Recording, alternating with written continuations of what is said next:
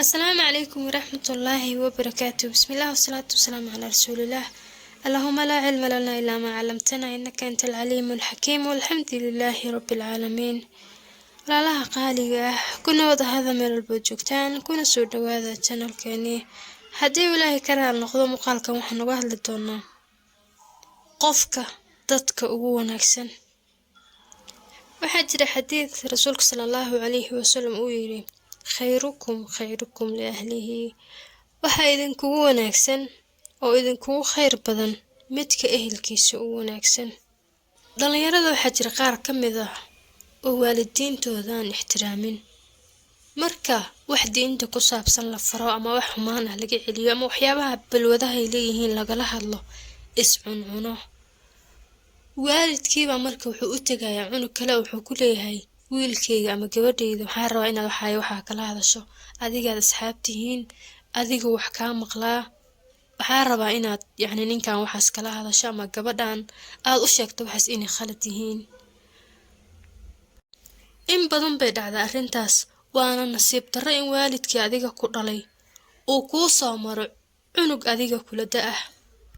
maamo maalin waxay ka sheekeynaysay in gabar teeda ah oo hadal ka maqli weyday ee gabar kale oo ay saaxiibo yihiin lacag ku siisay in ay la hadasho, in ay waaniso, in waxyaabaha iyada ay ka diiday ay ka dhaadhiciso.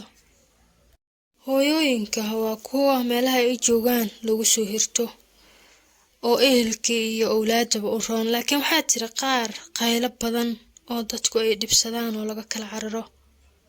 waxaa la mid ah ninka gurigiisa markuu joogo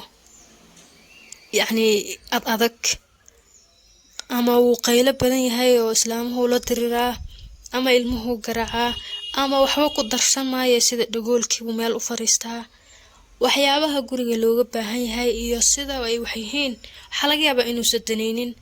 wax weydiisigiisa la dhibsadaa, daryeelo ma ahan, wax badan gurigaas kalama socdo. laakiin banaanada markuu joogo waa nin la jecel yahay, waa nin dabeecad fiican, waa nin waxtar badan oo deeqsi ah, waa nin dadka ay wada raadiyaan. dabeecad wanaagga marka aad dadkaas kale u muujiso iyo waxtarkaas waxba kugu anfici maayo. ilaan khayr iyo wanaag haddaad leedahay ehelkaagaa la rabay inaad tusto. dadkoo dhan maxaad wax u siin weyda qofka looma cadaabo, laakiin maxaad rixinkaaga u goysay adduun iyo aakhiraba waa la iskala xisaabtamaa. dadka marka noocaasa ee kuwa u dhadhow aan u roonayn waxay soomaalida u taqaanaa geed korowaab, dadka kale u fiican yihiin, ehelkoodiina hadday baaba'ayaan ma daneeyaan. hadday ogyihiin xitaa in ay xaalad adag ku jiraan shaqo kama galaan.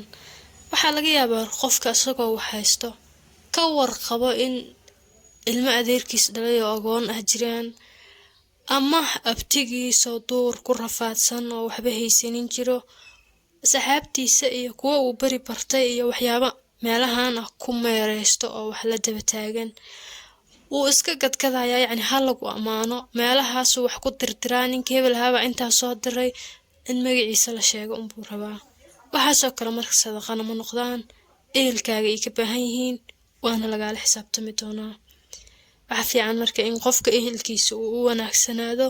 qasab maahan dadka in gacanta wax laga siiyee, xiriirinta waxweyna, iska warqabka iyo in aad u muujiso inaad tahay qof ka warqabo, booqdo, xaaladooda ogaado, waxaad ku dhaantana aad tarto. muuqaalkan intaasay ku egyahay. wasalaamu calaykum waraxmatullaahi wabarakaatu.